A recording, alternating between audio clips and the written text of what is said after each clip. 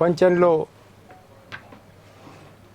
ఎవరు గొప్పవాళ్ళు, ఎవరు మహాత్ములయ్యారంటే ఎవరైతే సమాజంలో ఉండే దుఃఖాన్ని, సమాజంలో ఉండేటువంటి ఒక దోపిడిని, అన్యాయాలను, అక్రమాలను పోగొట్టాలని అనుకున్నారో వాళ్ళే విశ్వం లోపల గొప్పవారైనా.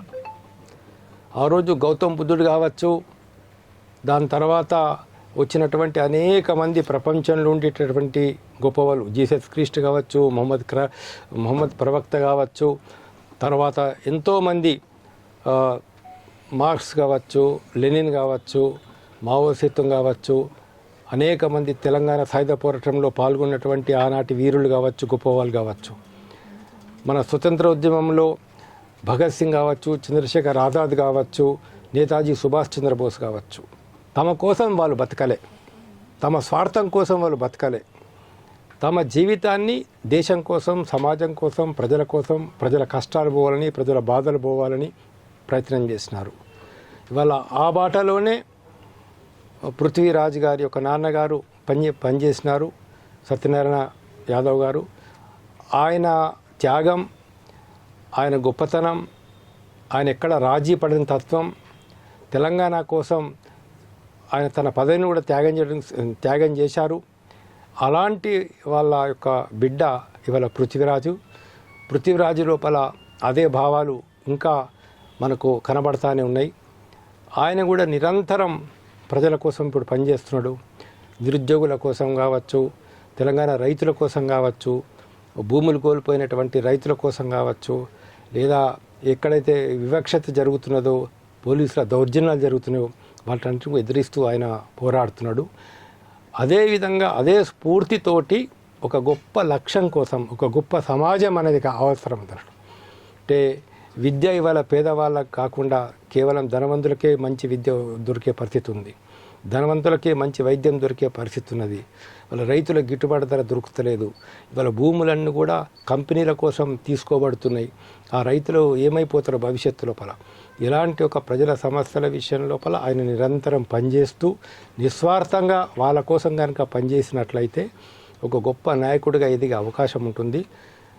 భగవంతుడు ఆయనని భూమి మీదకి తీసుకొచ్చినటువంటి పర్పస్ కూడా బహుశా అదే కావచ్చు అందులో. కాబట్టి ఆ లక్ష్యం కోసం ఒక మంచి టీంని ఏర్పాటు చేసుకొని ఆ టీం ద్వారా పనిచేయాల్సిన అవసరం ఉన్నట్లు. ఆ టీంలో మోసగాళ్ళు, ద్రోహులు కాకుండా ఆ టీం ఎక్కడ ప్రపంచం లోపల ఒక్క విషయం ఏంటంటే హిట్లర్ లాంటి వాళ్ళు దెబ్బతిన్నా, ఎవరు దెబ్బతిన్నా కూడా పక్కనుండేటటువంటి వాళ్ళు చేసినటువంటి మోసాల వల్లనే పోయినటువంటి వాళ్ళు ఉంటారు. ఏ రాజుల కోట కూడా శత్రువుల బలంతో గెలుచుకోబడదు. లోపల అంతర్గతమైనటువంటి శత్రువులు ఏతుందో వాళ్ళు చిల్లి పొడవడం వల్లనే ఆ కోట గోడలు కూలిపోతాయి.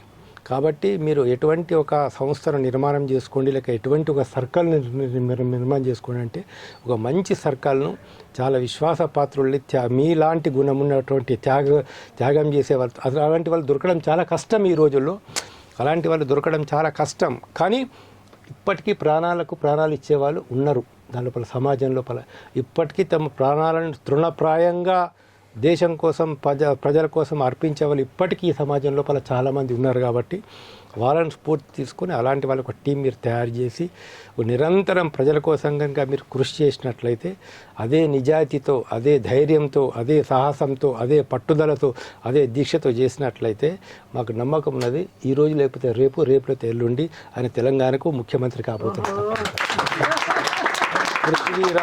పృథ్వీరాజ్ యాదవ్ తెలంగాణకు కాబోయే ముఖ్యమంత్రి. మేము ఉంటామా, మేము చూస్తామా, మేము చూడమా, అది వేరే విషయం. కానీ ఏ లక్ష్యం కోసమైతే ఇవాళ ఆయన భగవంతుడు భూమికి తీసుకొచ్చాడో ఆ లక్ష్యం కోసం నిజాయితీగా కష్టపడి పనిచేస్తేనే అది సాధ్యమవుతుంది. దాని లోపల మళ్ళీ ఆస్తుల కోసమో, డబ్బుల కోసమో, పదవుల కోసమో, లేదా తన బంధువర్గానికి లాభం చేయడం కోసం కనుక ప్రయత్నం చేస్తే అది తెలంగాణ ప్రజలకు మోసం చేసినట్లే అవుతుంది అందులో.